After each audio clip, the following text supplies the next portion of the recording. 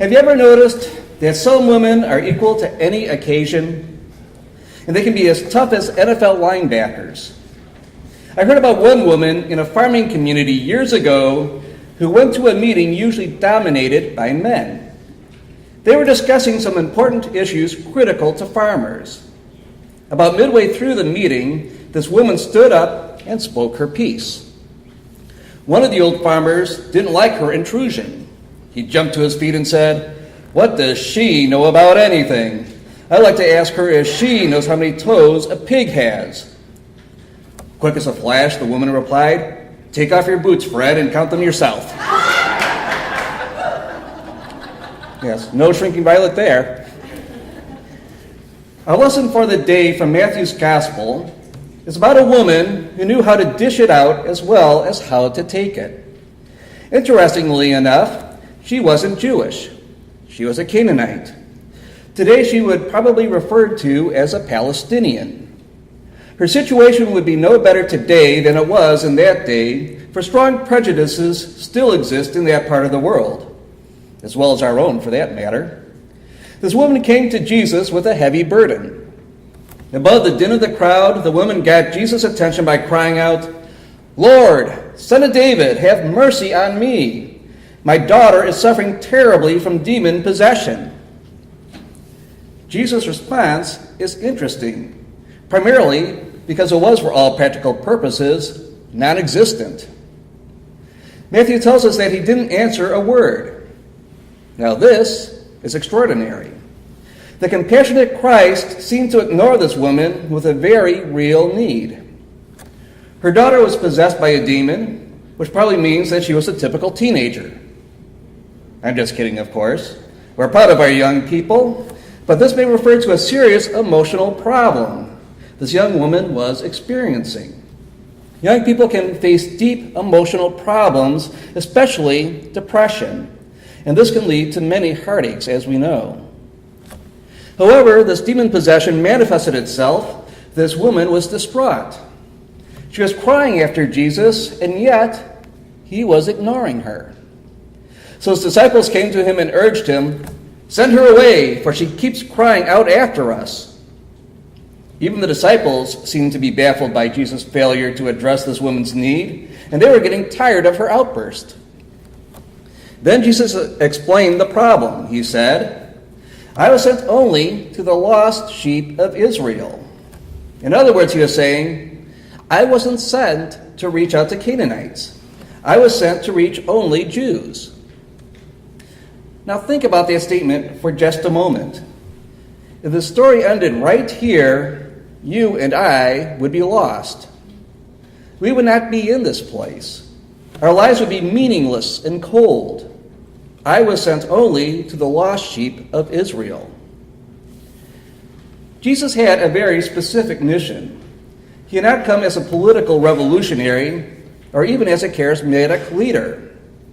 He had come with the specific intent of creating a new understanding of God built upon the foundation of the established Jewish faith. His ministry was aimed primarily at teaching his disciples, training them in what the kingdom was all about. His miracles, his acts of healing, all his teachings were simply tools to help him in this rather narrow calling. This Canaanite woman seemingly caught Jesus off guard. All of us have been there. We're working on a project that's important to us, and someone interrupts us, and it takes a moment for us to get our brains engaged again. But this woman would not be put off. She came and knelt before him. "Lord, help me," she said. Then Jesus uttered the most troubling comment which we will find in the New Testament. He replied, "It is not right to take the children's bread and toss it to the dogs." Now, no matter how you try to parse the statement, it seems to reflect the typical Jewish prejudice of that time against the Gentiles. Seemingly, even Jesus was not immune, although I must say that I wish we could have seen the look on Jesus' face when he spoke those words. It may be that he had already established a bond with this woman that would allow him to engage in a little humorous wordplay. Maybe they shared a knowing smile at this point. But even if it isn't very likely, it seems much more likely than he was just insulting her. But even more likely is that Jesus was testing the woman. He wanted to see what she was made of. Fortunately, this Canaanite woman was able to hold her own against such prejudice. "Yes, Lord," she said, "but even the dogs eat the crumbs that fall from their master's table." And with this statement, there was surely in heaven the sound of angelic choirs singing hallelujah. This Canaanite woman was speaking for all of us who at that time were outside the covenant community. Even the dogs eat the crumbs that fall from their master's table. You know, Jesus was struck by the woman's statement. He answered her, "Woman, you have great faith. Your request is granted." And her daughter was healed from that very moment. There's some powerful lessons in this little story. The first is about the power of persistence. This woman was not going to be put off. She annoyed the disciples. She was ignored for a time even by the master. But she was determined. She was going to make her voice heard. And good for her. Too many people cave in. They give up too quickly. This is often the dividing line between those who succeed in life and those who fail. You see it in every profession, even in the entertainment business. There are so many talented performers, and you see them everywhere, but only a few make it to the top. Sometimes the difference comes down to simple determination. Stephen Arterburn tells about country singer Clint Black. Black has sold more than 20 million albums, but nothing was handed to him. He began his working life as a newspaper solicitor, selling door-to-door subscriptions to the Houston Post. The job wasn't easy, and the prospective customers weren't always nice. Says Black, "One time a man slammed his door in my face and screamed, 'I don't want no blankety-blank paper.' I forced myself to knock again and was able to tell him how great the paper was. I ended up selling him a subscription. I was soon among the top subscription sellers," says Black, and like other successful salesmen, I was given the responsibility for training newcomers. During those years, Black began playing the harmonica and guitar. At 18, he turned his attention to becoming a professional musician. And no matter how long and hard the struggle, he never stopped pressing towards his goal. "I never lost sight of my dreams," he says. That's what it takes to make it in life. Determination, persistence, the willingness to stick to a task until you are successful. This Canaanite woman came to Jesus to ask him to heal her daughter, and she would not be denied, even if she did annoy the disciples, and even if Jesus himself initially rebuffed her. But now, notice also that she spoke up. She made her request known, even when the disciples tried to quiet her. Sometimes you have to do that. You have to make your voice heard. As one businessman said, "The meek shall inherit the earth, but they'll never increase market share." Some women are hesitant to speak out, as are some men. And some of this is cultural conditioning. A New Yorker is more likely to speak up, for example, than a person from Georgia. And a lot of the time, a woman is less likely to speak up than a man. Our parents are responsible for a lot of this. They may say, "It's not nice to be too assertive. People won't like you." Of course, you can take this too far. Perhaps you've seen or read the book published a few years back entitled "Looking Out for Number One."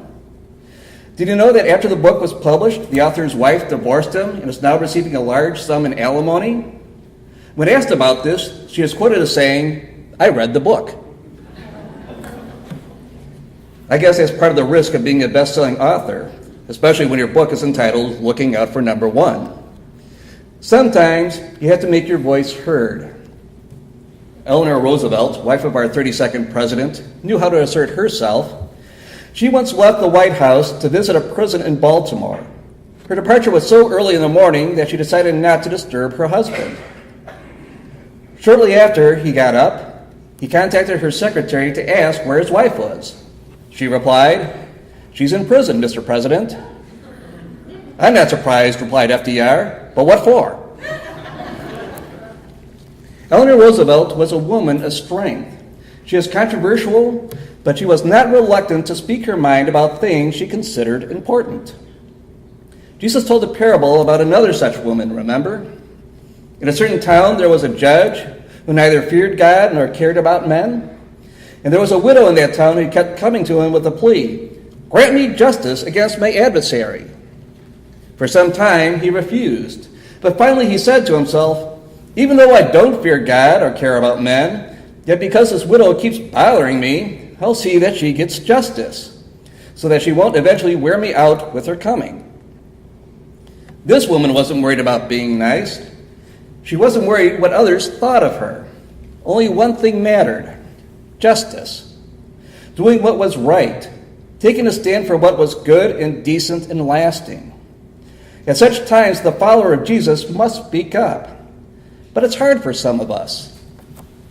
Years ago, David Seamands, in his book Healing for Damaged Emotions, told about a man named Ben. Seamands said that Ben was one of the most timid souls he had ever counseled. You can even hear Ben when Ben spoke. "But what did he say, Ben?" Seamands would ask. They began practicing to raise Ben's voice. Seamands would have had Ben read things to him. "A little louder, Ben. Assert yourself. Speak up." Ben was so afraid to be a burden to people. It can make a person uncomfortable to be around him, says Seaman. You might look to see if he was wearing a sandwich board that read, "Excuse me for living." Have you ever heard of the dependent order of really meek and timid souls?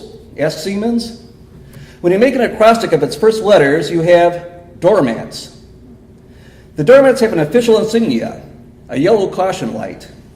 Their official motto is, "The meek shall inherit the earth," if that's okay with everybody. The society was founded by Upton Dixon, who wrote a pamphlet called Cower Power. Well, Seamands concludes, Ben could have been a charter member of the doormats. Do you know anyone like that? Christ never called anyone to be a doormat. Christ calls us to be people of persistence and determination. Christ calls us to speak up, to make our voices heard. Now notice Jesus' ultimate response to this woman's plea. "Woman, you have great faith," he said. "Your request is granted." And her daughter was healed from that very moment. Do you understand that this is what faith is all about? It's not simply believing. Even the demons believe, said the writer of James, and tremble. Faith is more than intellectual assent. Faith is movement in the direction God has called you to go. Faith is believing that your cause is just, even when times get tough and friends forsake you. Jesus saw this woman's faith and he granted her request. What a great lesson we can learn from her. Motivational speaker Les Brown once put it like this: if you want a thing bad enough to go out and fight for it, to work day and night for it, to give up your time, your peace, and your sleep for it, if all that you dream and scheme is about it, and life seems useless and worthless without it, if you gladly sweat for it and fret for it and plan for it and lose all your terror of the opposition for it, if neither cold, poverty, famine, nor pain of body and brain can keep you away from the thing that you want, if dogged and grim you beseech and beset it, with the help of God, you will get it. It's time for some of us to make a choice. Disciple or doormat? The choice is clear. Never give up. Always speak up. And hear the Master say, "Woman or man, you have great faith. Your request is granted." Will you please pray with me?